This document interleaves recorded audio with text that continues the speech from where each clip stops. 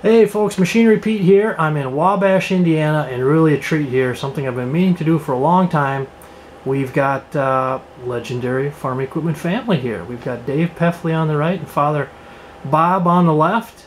And we just need to talk about using machinery, guys. Now Bob, you got your start in the farm equipment business what year? 1946. 46. 1946. And by the way, before we go too farther, I have to tell you, I love your hat. Well, I love the hat too, and I might try to get another one before you leave. Awesome. So what were you doing in 1946?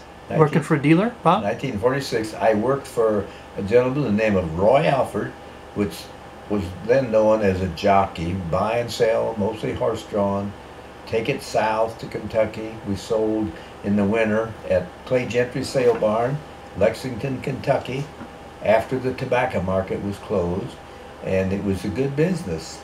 Horse-drawn equipment. Horse-drawn equipment, harness, horse-drawn equipment, small tractors like A Farmall with cultivator, Super A, or one-row cultivator tractors. And Bob, did you grow up around Wabash, Indiana here? 9 miles from where I'm at, that's where I was born. Okay. Been here all my life. So what made you want to get into the farm equipment business when you were a young buck? I guess I lived, born and raised on a farm, 120 acres, and working for this other gentleman kind of got in my blood. And you know, whenever you can buy and sell and make a little money, that'll make you get eager. And I got eager. I went in the service. Okay. Got out, and went back in. What branch of the service were you in? I was in just the regular Army. I was in Fort Riley, Kansas, and Colorado Springs. I was going overseas. Okay. Korean War ended. They kept me there, and I had a good job the rest of the time. Well, thank you for your service. Thank you. Thank you. Now you. Interesting fact, he spent most of his time in a service with Billy Martin of the New York Yankees. Billy Martin? Knew him better than I know you. Yeah, I was stationed with him. In fact, they won the World Series in 1953. He was Rookie of the Year. He came to Colorado Springs. He was driving a Robin Egg Blue Cadillac that they gave him for Rookie of the Year, and he was a wild man, but he was my friend, and I watched him play ball there. Billy Martin. Billy Martin. Legend. Yep, dead.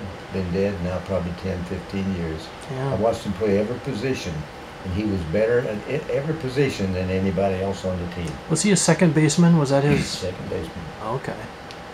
Bob and Billy. Bob and Billy. He was my friend. Wow. That is cool. Thank you for sharing that, Dave. I did not know that. That's fantastic. Now, Bob, did you start on your own in the business in '55? Was it? I started in August of 1955. Okay. And you were just used equipment, or was that the auction side of things? Well, no, just used equipment. I would haul to auction. In fact, my outlet basically was Yoder and Fry, Archibald, Ohio. Sure. And then I made a little money, and I began to want to do things different. So I started the auctions probably, I think, in the late '60s, wasn't it, David? I think the first one you had, I thought, was 1961. Okay, that could have been. It was 61. Wow. It was early. And I understand over the years as the auction grew, Bob, there were some sales you had, did I hear, over 1,700 lots? Oh, we would have. We'd have 400, 450 tractors. We'd start 9 in the morning and get done like 11 at night. And 11 at night?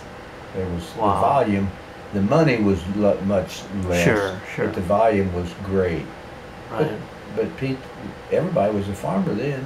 Right. Down the highway, about every mile or so, there was 1 or 2 farms. Right. And they all had little machinery.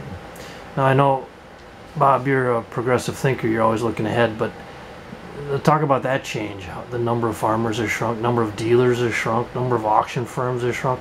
What do you make of this change over the years? Just inevitable? It's what? Just inevitable? Just part of? Oh, yeah, there was no. You can't stop it, and we're not done. It's going to change more and more and more, and right. Things gets bigger, and when bigger comes, why volume of people. The sad thing is, there's a lot of people who would love to be farmers, but they could never get in. Right. Entry to barriers to entry pretty high, right? Sure. Now, Bob, you stayed in business until, what was it, the late 80s, I think? 1990-ish, something like that? And retired? In the late 80s, in 1988, I closed this business down and Okay. formed a trucking company. Hmm. And went to Hall and John Deere eventually accumulated 100 dealers or more. Wow. And because we was going broke, Right. we lost the buyer, and the buyer was 80s. the farmer. And Right. if you don't have a buyer, you can't make any money. Right. So, So now this led Dave, you graduated high school what year? 1990. Right here in Wabash, LeGros? Yes. Okay.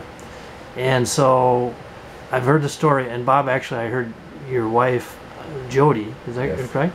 She was telling me out in the parking lot that back in the day, you both were trying to discourage Dave from coming into the I business? sure did, just tried to. Just because of the 80s difficult. It's tough. Yeah. It's just tough. But Dave, here we are, 2017, and you've been in business since 1990? 92. 92? So how did that happen? How did you kind of get things started back up yourself? Well, I went to college at Tri-State University in Angola, Indiana, which is now Trine University. And Yep. first week I was on campus, I went to a job fair, and they boasted that they had 100% job placement. Wow. I was in business management. Okay. So I raised my hand and asked them what type of jobs that they would get, and their answer was really not what I was looking for. Sure. More service type. More service type Yeah, industries.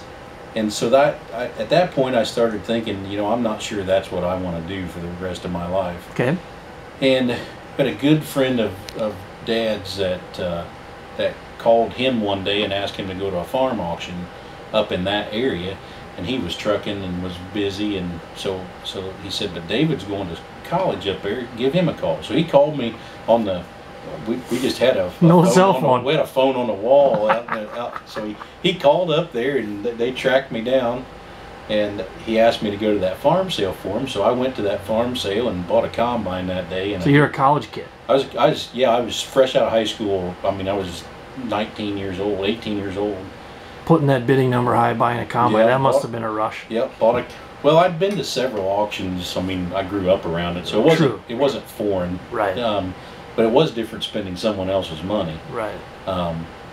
Because at that point in time, we didn't have cell phones to send pictures. I mean, he was bidding that combine strictly off of my eyes and what I told him. Right. So I bought the combine, I bought a grain head, and I think I bought a grinder mixer that day. Okay. And he paid me $500 to go to that auction, which was more than I was going to make in 2 weeks with what they were telling me I was going to do after I graduated college. Light bulb moment. Light bulb moment. I thought, you know what? I probably ought to pay a little bit more attention to this business. But a hard business. Well, you'd had the example of your father. Had the example of my father, and the one thing that he always taught me, I think we have to learn values on our own, because without that experience, you can't look that up. You kind of have to have a knack for that. Right. But the one thing that he taught me was how to recognize quality, and how to recognize quality that maybe wasn't outwardly there. That where you could take something that was really, really nice internally and had a really, really good heart, but maybe was physically a little bit blemished. Sure. And we always knew, and we always had people that worked for us how to take those blemishes out and how to make that piece look like the piece that it really was. Right. Right. And quality, going back when you were in the business, Bob, way back in the 50s, and a quality used piece of equipment, that's kind of where it was at, wasn't it? You can never replace quality. Quality is key. I was telling Dave, when I look at your inventory list, Pefleys farm equipment on your website or Machinery Pete or wherever, it looks like, and I was telling Dave, it looks like you guys have what people want. Trying to find that sweet spot in used equipment, good condition stuff. Do you think that's really what people are wanting these days? I really do, and trying to have the foresight to know where that sweet spot changes, because truthfully in 2013, 2014, that sweet spot was as new as it could get and as good as it could get. Right. And we've seen some in really a short amount of time here, the last 4 or 5 years, some just amazing changes to the farm equipment market. That must have been an interesting time in 13, 14, 15, trying to buy, sell, and trade. It was. Our strategy was probably a little different than most. We had an auction and sold it all. And we took our lumps all at one time before it got too bad. But we sold it all and we started over. It was a lump too. A big lump. It's we can laugh, but I mean, yeah, that's tough stuff. The one thing that it did let us do is we had capital then to go out and buy on a declining market. Right. Where other people had all their money spent and were trying to manage loss, we took our loss and then tried to make profit. A lot to be said for keeping that powder dry, right? Yes. Yeah. I don't know that it's the right move or that it was the right move, but it led us through that time to where we could still have cash flow, and we could still be in the market and try to figure out the market, right? Rather than sitting on the sidelines wondering how deep it was going to get. Okay, here's one thing I'm interested in, Dave. Now you have your father, and Bob, by the way, you do not look 84. Are you 84 years old? Thank you. You do not look like you're. Tomorrow. You do not look like you're 84. But you have your father as a resource, sharp as a tack. But you have really sharp young people in the business. Guys like Seth and Brent. I mean, talk about that. The need to have good people. Well, that kind of started back in about 2008. I believe I hired a guy by the name of Steve Kreider who was a salesman for a John Deere dealership. I knew him when he was in Indiana. He moved to Ohio and worked for JD Equipment. Right. And then he wanted to move back home. His family was all here. And he came to me, and I never had done much of anything in the retail side of the business. We never had a salesman until he. Yeah, we never had a salesman until he came along. But he knew how to market. We knew farm machinery better than most people just because we'd been in it so long. Right. But we didn't know how to market to the end user. We never had tried. He knew how to do that, and he taught me a lot about that. Now, Steve retired a few years ago, and Brent came aboard. And you've got a guy like Andy, just sharp as a tack, helping you on the. Yep, Andy's background's in digital marketing and teaching us a lot about how to make us visible. Right. Brent came. His family owned a John Deere dealership, and they sold out to another John Deere dealership. And then he came here, so he knows a lot about the AMS and the auto steer part and all the electronical part of the later model equipment. And didn't Andy's dad still work with you? Andy's dad retired from his other job, and now he works for us part-time, picking up equipment and delivering equipment. You have serious machinery DNA at Pefleys. We have it from head to toe. Right. And let's go back to the source here, Bob. Now, you've seen the farm equipment business change. I mean, gosh, from 1946 till today. What do you think of the way business is done today, Bob? With the high-priced machines, big dollar stuff. What are your thoughts? I don't think there's anything wrong with the price of machines. I think everything costs more, everything produces more, everything does more. I think we're a little short on qualified leadership. I think manufacturing forces good people to do things that they know really is not their expertise in their area. Okay. But anyway, when you're Rome, you do as the Romans do. So if you want in, you follow somebody. Right. But I don't approve of the way they force retailers to follow big business demand. Right. Well, you guys independent here. You've always been independent. Yeah. Kind of a unique spot you're in, Dave. Again, you don't carry short line here. You have two businesses. You have Noble Auction Service. You get 3 sales a year, and you do some farm sales for people, and you have Pefleys Farm Equipment ongoing. So And then under that, we also have Pefleys Maintenance Shop. Right. So, we do some outside labor, but a lot with a full service body shop too. So. And by the way, folks, Dave just gave me a tour, and I'm telling you what, I've seen a lot of things in my travels. That paint, what do you call it? That paint booth you have. I'm telling you, that looks like it could be on any TV show, doing high custom work. And you put that in a couple years ago? Yes. So I think we've had it a little over 2 years. We got to get Andy to send me some video of that thing in action. That is super impressive. But again, you're looking ahead. You're investing in opportunities, and I love that. Well, the one thing that we want to do for not only for Pefleys Farm Equipment, but also for Noble Auction Service, is we want to be a one-stop place. If someone calls us and they've got something that needs to be hauled, it needs to be cleaned, and it needs to be painted, and it needs to be sold, I want them to call me. Right. And we will take care of that process from start to finish, and we want to make it as easy for the customer as possible. And once you have a logo or something like, what is it, First Call? Yeah, if we're not the first call you make, we need to be your last. Well, folks, always a good idea to call Dave Pefley here, Pefleys Farm Equipment and Noble Auction Service. We're filming an auction tomorrow, your big sale. It's going to be great fun. Thank you for having us down, Dave. It's been really fun hanging out here. And Pop, I gotta come back and ask you now. I imagine everywhere you go, people must recognize you from your all your years in the farm equipment business. You probably can't go anywhere without someone saying, "Bob," and talking tractors. I bet.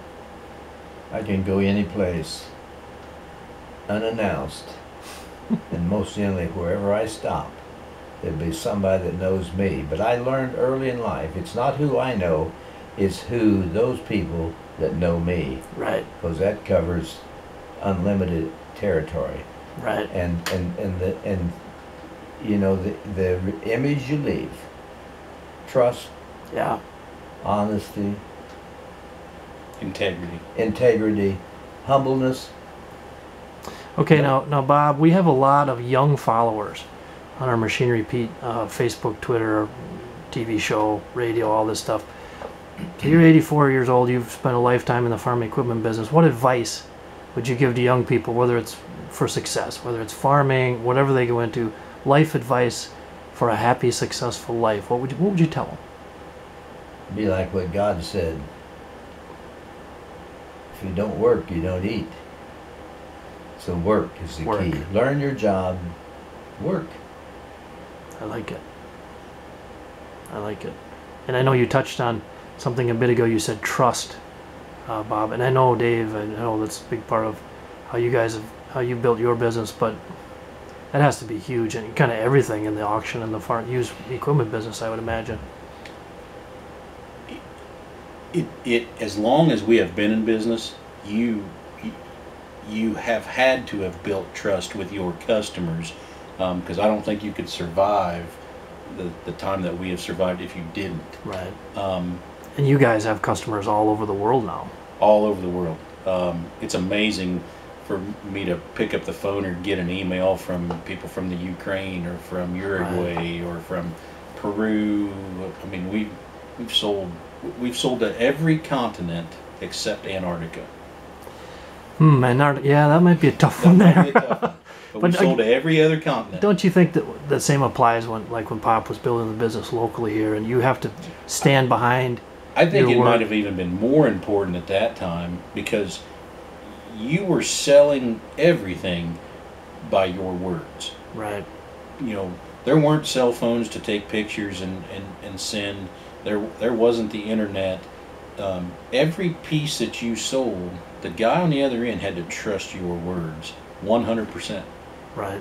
Let me interrupt you a minute. There's one thing you need to know. When I started the auctions, Yep. and anyone that ever come will vouch for this, I sold every tractor with a money-back guarantee. Every tractor. Because it was cheaper to buy it back than it was to spend twice what it was worth. But normally, I didn't buy back a dozen tractors in all my time. Right. And that was the key. Right. No, I love it. That's And you stand behind it. You've just got Call to, it straight. You've got to, you gotta take care of the farmer. Right. But he gonna take care of me. And Dave, I imagine you grew up in the business when you were a little bugger. And you have how many brothers and sisters? I have 3 older sisters. Older sisters.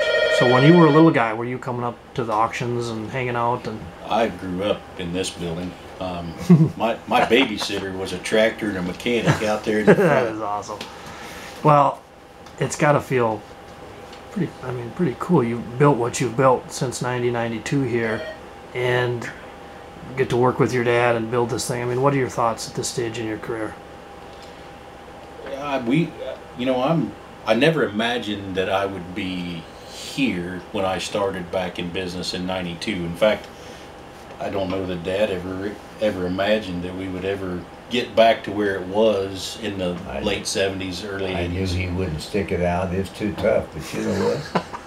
You know, he's told me many times, nothing wrong with a good fight, as long as you know you're going to win. And it is a fight, but you just win if you stay with it. I think he kind of takes after his old man maybe a little bit there. Well, I think so, you know. Awesome. I Well, think guys, so. I tell you what, it's been a treat talking farm machinery here. And folks, again, great people. You can trust these guys for years. They do a great job. Dave, your website, it's Pefleys, Pefleys.com. Pefleys.com. P-E-F-L. Leys. So that's the dealer side, and the auction side is Noble Auction. NobleAuction.com. And again, you have 3 auctions a year? 3 major auctions per year. March? We do March, August, and December. Okay. We do some online stuff periodically, every other month or so. Right. But if you go to our website, NobleAuction.com, it'll steer you to everything that's going on. All right, and folks, watch our Machinery Pete TV show. We're going to have a couple episodes featuring Dave's fabulous team here selling in Wabash, Indiana. And guys, again, thanks for the interview. It's been a treat. Thank Our you. pleasure. Thank you.